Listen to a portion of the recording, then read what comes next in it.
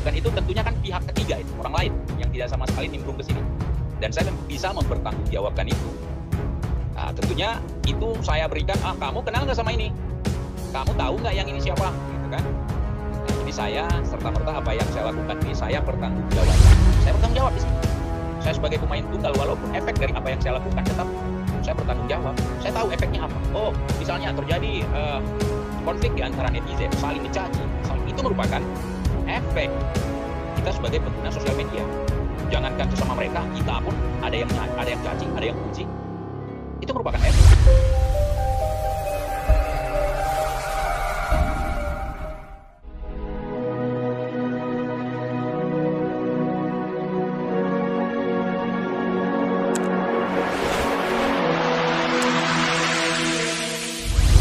Oke, terima kasih untuk pertanyaan yang sangat luar biasa ini. Jangankan Bang penasaran yang selalu penasaran, saya pun bertanya-tanya kenapa saya jadi seperti ini. Dan ini merupakan efek ya, efek ketika saya mendengar narasi-narasi yang selama ini merupakan sebuah reaksi dari mereka yang saya serang atau yang saya balas serangannya. Bahkan ketika ini ngomong sajalah si Arya masuk untuk mengcounter kita, itu tidak dengan cara yang beradab. Jadi kalau saya di situ tertawa dengan mengeluarkan bahasa-bahasa yang vulgar, tentu juga itu merupakan reaksi ya, reaksi dari apa yang ditawarkan oleh si Arya ini. Dan menyangkut masalah vulgar, mungkin saya rasa untuk wilayah platform YouTube ini bukan saya sendiri yang seperti ini. Mungkin yang lain bahkan menunjukkan sesuatu yang vulgar, bukan cuma omongan. Ya, bahkan belahan-belahan bagian-bagian tubuhnya ditunjukkan di depan publik. Nah, di sini saya menggunakan bahasa-bahasa ini, tentunya ini efek luar dalam ya. Sesuatu yang saya terima dari luar ataupun dalam, dari depan ataupun belakang. Karena di sini saya mengkontrol depan belakang. Tidak hanya di depan layar, tetapi di belakang layar saya juga mengkontrol. Nah, apa yang saya publikasi mungkin teman-teman tidak paham apa yang sebenarnya terjadi di belakang. Dan saya tidak akan melibatkan siapapun di sini. Makanya saya selalu mengatakan bahwa ini adalah saya ini adalah seorang pemain tunggal. Oh, kalau pemain tunggal ngapain dijadikan sebagai konsumsi publik, ya? Karena perseteruan ini lahir dari publik, bukan di belakang layar. Nah, ketika kita di-counter seseorang atau kita meng-counter seseorang, ini ada efek depan belakang dan kita selalu siaga depan belakang atas bawah, jaga belakang. Apa yang membuat Bang TIJ berani memposting sesuatu yang belum tentu kebenarannya menurut netizen ya, menurut netizen bukan menurut Bang TIJ gitu loh. Apa itu Bang TIJ? Kok sampai begitu loh? Itu sih dari saya Bang TIJ.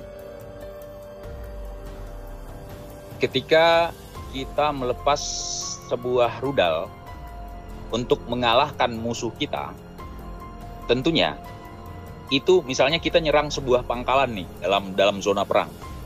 Itu kita tidak akan peduli kalau ada rumah-rumah warga yang ada di sekitar situ. Yang menjadi tujuan kita apa? Yang kita bom itu apa? Misalnya nih dalam sebuah peperangan, markas lawan misalnya, itu kan di situ ada rumah penduduk, mereka akan terkena dampak. Dan saya juga tanggung jawab dengan itu. Kemudian ketika saya mengeluarkan sebuah misalnya foto, di situ foto ada orang lain yang tidak pernah maju selama ini. Nah, kenapa saya menunjukkan itu? Karena ada sesuatu yang memang saya ketahui dan bukti-buktinya ada sama saya. Misalnya saya menunjukkan foto pasangan hombreng misalnya. Misal. Mudah-mudahan jangan pernah lah. Jadi ketika saya menunjukkan itu tentunya kan pihak ketiga itu, orang lain yang tidak sama sekali nimbrung ke sini. Dan saya bisa mempertanggungjawabkan itu. Nah, tentunya itu saya berikan, kamu kenal nggak sama ini? Kamu tahu nggak yang ini siapa? Gitu kan. Nah, jadi saya serta-merta apa yang saya lakukan ini saya pertanggungjawabkan. Apapun yang akan terjadi ke depan, saya tentu bertanggung jawab. Dan saya di sini saya tekankan, saya tidak berani memfitnah seseorang. Apalagi menghadirkan foto orang lain di situ yang tidak ikut nimbrung di sini. Itu sangat berbahaya sekali. Nah, saya ingin lihat apakah yang saya katakan ini benar-benar fitnah. Saya ditantang loh.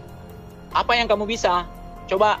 Ya, karena yang pertama sekali menyerang saya itu dengan menunjukkan apa yang dia bisa. Misalnya, saya akan penjarakan kamu, saya akan kejar kamu. Ternyata saya tidak dipenjarakan dan saya tidak dikejar. Bahkan pelaporan itu adalah hoax, gitu ya. Nah, ketika dia melemparkan kata-kata, kamu bisa apa? Aku bisa menunjukkan loh, ini pasanganmu selama ini. Dan saya tahu betul-betul tahu. Kalau saya tidak betul-betul tahu, tidak mungkin berani saya menunjukkan. Itu dikonsumsi banyak orang loh. Kamu suatu saat akan mempertanggungjawab, ya harus dipertanggungjawabkan. Harus berpikir dulu sebelum bertindak. Harus berpikir dulu sebelum bicara. Karena setiap suara yang kita keluarkan itu tidak akan pernah mampu kita kejar lagi. Saya bertanggung jawab di sini. Saya sebagai pemain tunggal, walaupun efek dari apa yang saya lakukan, tetap saya bertanggung jawab. Saya tahu efeknya apa. Oh, misalnya terjadi konflik di antara netizen, saling mencaci. Itu merupakan efek kita sebagai pengguna sosial media. Jangankan sesama mereka, kita pun ada yang caci, ada yang puji. Itu merupakan efek. Contoh, jangankan di ranah yang konyol seperti ini, di ranah perpolitikan saja, misalnya kayak di momen pilpres itu atau momen apalah, ya, di situ kan ada saling mencaci. Itu efek. Apakah calon-calon kandidat ini mengajarkan mereka untuk saling mencaci? Tidak. Itu efek. Ya, ada